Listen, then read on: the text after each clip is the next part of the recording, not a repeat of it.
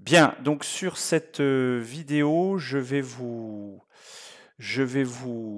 reprendre avec vous la mesure d'intensité et de tension aux bornes d'une résistance. Et on va regarder graphiquement comment ça peut être représenté.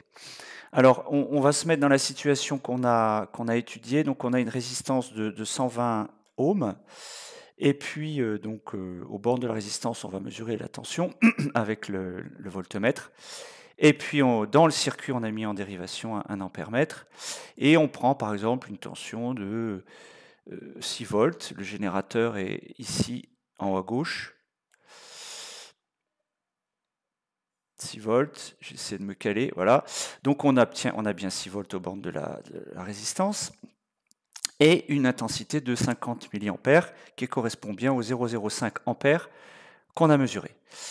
Bon, si j'augmente la tension, on voit que je me déplace sur ce graphique et je vais, par exemple, si je me mets à 9 volts, pardon, 9 volts, voilà, j'ai une tension donc de 9 volts aux bornes de la résistance et puis j'ai 0,76 mA, ce qui n'est pas très loin de nos 0,07 ampères qu'on a mesurés. Voilà, donc plus la tension augmente, plus l'intensité augmente. Bon, très bien. On va maintenant essayer de voir ce qui se passe si on change la valeur de la résistance, c'est-à-dire si on prend une résistance de valeur plus élevée, par exemple. Donc je prends cette fois 200 ohms. 200 ohms. Alors on a vu que la courbe s'est tassée, c'est-à-dire que l'intensité augmente moins vite quand j'augmente la tension au bord de la résistance. Donc on peut dire que là j'ai augmenté la résistance de la résistance, ou appelée autrement par certains collègues résistor. J'ai augmenté la résistance du résistor et je me rends compte que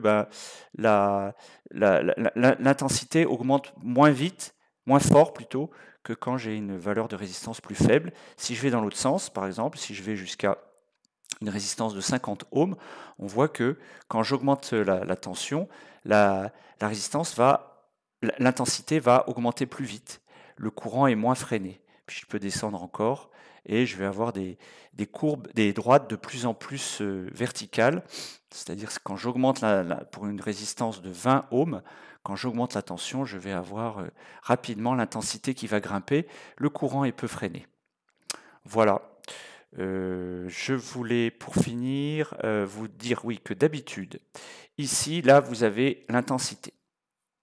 Et puis ici, vous avez la tension.